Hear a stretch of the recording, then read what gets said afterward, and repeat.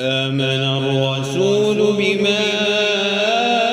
أنزل إليه من ربه والمؤمنون كل آمن بالله وملائكته وكتبه ورسله لا نفرق بين أحد من رسله وقالوا سمعنا وأطعنا غفرانك ربنا وإليك المصير لا يكلف الله نفسا إلا وسعها